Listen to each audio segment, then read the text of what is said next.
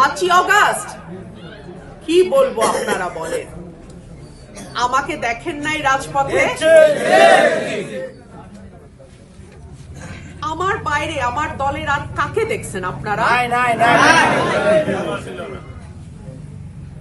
যখন তোমার কেউ ছিল না তখন ছিলাম আমি, এখন তোমার সব হয়েছে। আজকে এত প্রতিকূলতার মধ্যে আমার নির্বাচনে দাঁড়ানোর উদ্দেশ্য একটাই, 52 ভাষা আন্দোলন কোন নেতা করে নাই।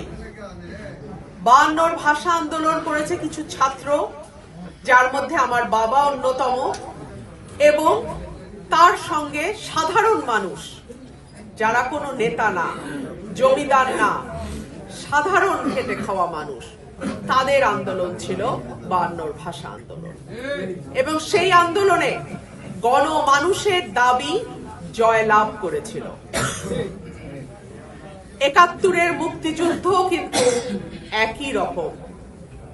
বড় বড় নেতারা যখন মাঠে ছিল না, তখন কিন্তু আমার দেশের কৃষক, শ্রমিক, মুটে, মজুর, সাধারণ মানুষ, যাদের পালায়া কোনো জায়গায় চলে যাওয়ার জায়গা নাই, তারা কিন্তু নিজের হাতে অস্ত্র তুলে নিয়েছিল এবং গণমানুষের আকাঙ্ক্ষা বিজয় লাভ করেছিল। মানুষ যা চেয়েছে যুগে যুগে, কালে কালে তাই হয়েছে। আমাদের 24-এর আগে 91-এর যে গণ অভ্যুত্থান, সেটাও কিন্তু সাধারণ মানুষের রক্ত দিয়েই তৈরি। আর 5ই অগাস্ট কি বলবো আপনারা বলেন? আমাকে দেখেন নাই রাজপথে?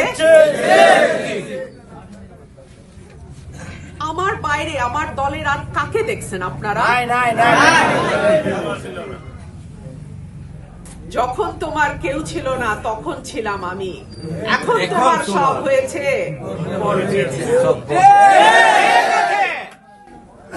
আমি কোন দলের বা কোন গোষ্ঠীর বা কোন স্বার্থান্বেষী মহলের আপন হওয়ার কোন দরকার নাই। আমি আমার মাটির মানুষের আপন। আমি কি আপনাদের আপন? আমি কি আপনাদের ঘরের সন্তান? আমার দাদা দাদির কবরটা কি আপনাদের মাটিতে নাই?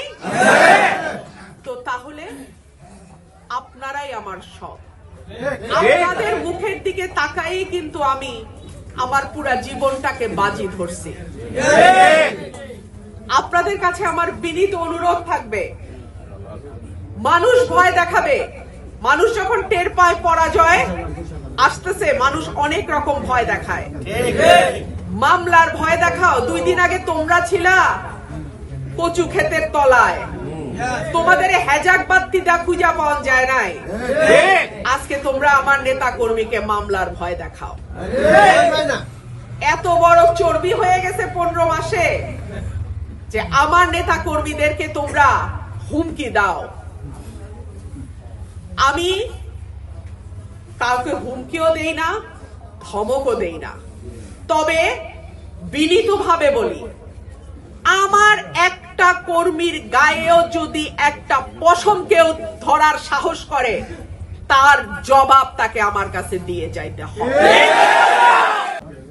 শেখ হাসিনার এত শক্তিশালী প্রশাসন আমি এক মুহূর্তের জন্য ডরাই নাই। আর এখন অন্তর্বর্তীকালীন সরকার, তাদের ওয়াদা হচ্ছে সুষ্ঠু নির্বাচন। ব্যালট বাক্স ভৈরা কোন বিশেষ মার্কাকে জয়ী করার কাজ কিন্তু নাই। সুতরাং এই সরকারের সময় কোন স্বতন্ত্র প্রার্থীর কর্মীর গায়ে একটা টোকা দেওয়ার আগে আমার মতন প্রার্থীকে জবাব দিয়ে যাইতে হবে ইনশাআল্লাহ।